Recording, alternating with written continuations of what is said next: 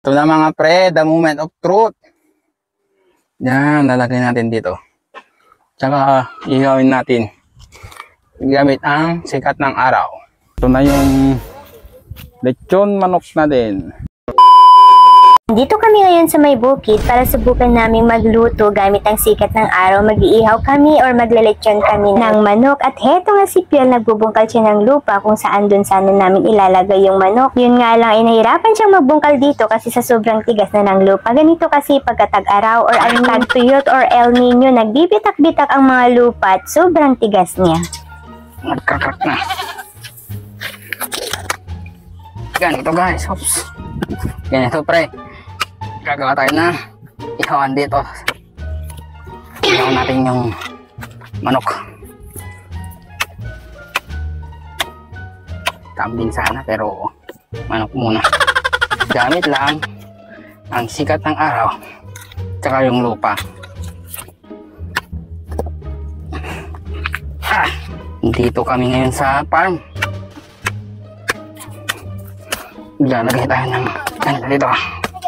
Habang inaayos ni Mr. ang aming paglulutuan sa ilelechon namin na manok, ito naman yung mga bata, tamang laro-laro lamang. Buti nga pag tinatawag namin yung mga bata na pumunta kami dito sa may bukid, ay agad-agad naman silang naman kahit papaano ay makaiwas sila sa kaka-cellphone nila maghapon. Para naman maranasan nila kung gaano kasarap maging bata. Yung alalay ko pre, hindi na.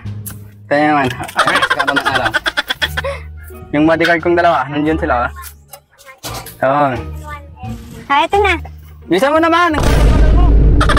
Ito na nga, kinuha ko na yung minarinate namin na manok. Buong manok pala ito. Syempre, hindi pwedeng iihawin namin ito or ilelechon kapag hindi namin ito tinemplahan. Binabad pala namin itong manok ng almost 4 hours siya na masarap yung lasa nito kasi first time lang namin magtempla nito at magmarinate ng manok. Ito nga si Mr. gumagawa na siya sa pantusok namin sa manok kung saan dito namin ilalagay yung manok tapos i-rotate namin para naman maluto ito ng husto. Ito nga't nahihirapan pa si Mr. kung paano itusok ito at hindi niya alam kung paano ito ilalagay ng tama para hindi mahulog yung manok. Nagtatawanan na nga kami dito kasi paano nga ba niya ito ihigpitan ng maayos para pag i-rotate niya ay hindi ito mahuhulog at pagka i-rotate niya ay sasama pa rin yung manok. Buti na nga lang ay ready kami sa mga ganitong bagay. Nagdala talaga si Mr. ng alambre para ito yung pang-hold niya sa may manok at hihigpitan niya ito para naman pagka rin-rotate niya ay sasama pa rin at parehas na maluluto sa ang parte ng manok. Syempre dapat lahat dun ay lutong-luto.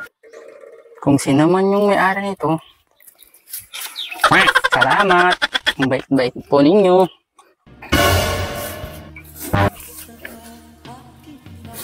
Tsaka doon. Gagamitin mo. Yan. Maybe you need a bit more water. Come. Yeah, we need some water. Grabe, nalilechon na ako. Mauna pa akong matutusta dito, pre.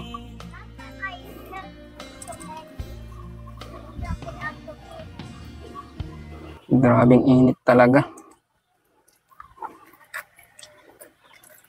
Nakakapaso na yung init.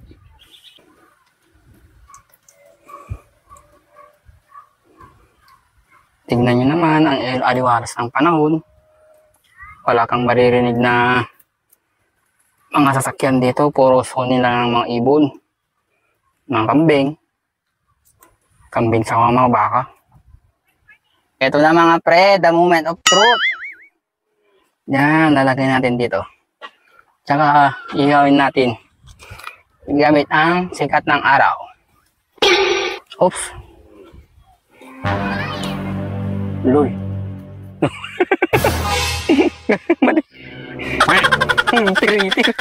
Kung paano. Marami na siyang buhol-buhol. Meron na siyang braces. Marami na siyang ginagawa mo. Ginagawa mo. Pero hindi tumakbo. So mamaya ito pa naluto na to, tatakbo na to, wala na.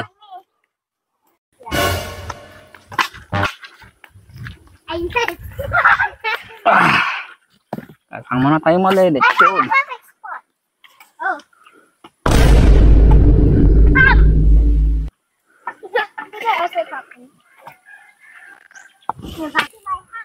Pag kayo ngayon ay nagbabalak na magbi-business ng lechon manok, tamang-tamang panahon ngayon. Alam niyo ba? Makakatipid kayo dito.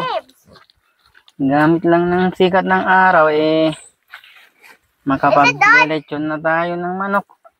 Is it done? Yan. Sipintan natin ng yung nagmamarinatan natin. Sana masarap to. Parang sulit naman yung punta natin dito.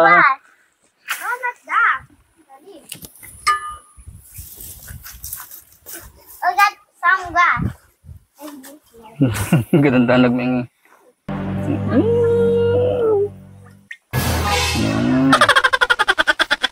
Asubay baby. Wala na rin yung init ng araw. Bigay ng iba dyan. Konting sikat lang ng araw. Wala na.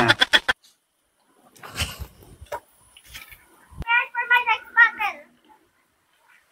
Mama. Hold. Where's the toilet?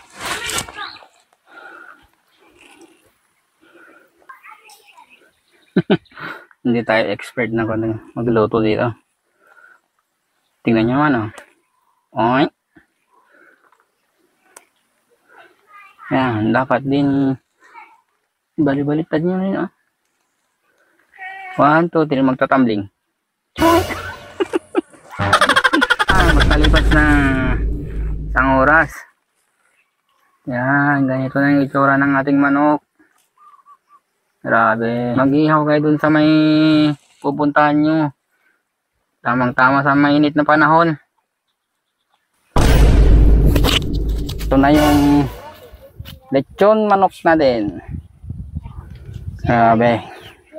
Yan. Mga tagak pa yung juice niya. Grabe. Pati ako nasisi na sa taba. Tingnan mo gusto. Tingnan pre. Kaya sana maging worth it yung lechon manok natin.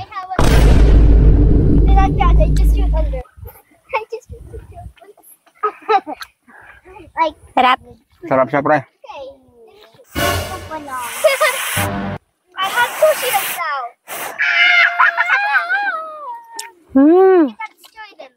Sarap. Juicy and tender. Harap niya. Para ka na rin napabili ng Chocks to go. Mas masarap pa dun. Mainit lang. Any last words? Bro, you just nothing. Right. Dumudugo. Dumudugo pa, pre. Hindi pala to. Nuben, pre. Kailangan mo pang lutuin sa araw. Pwede rin. Harap. I'm the player. Ang sarap niya. Maalat lang. Na taste. Good outlet.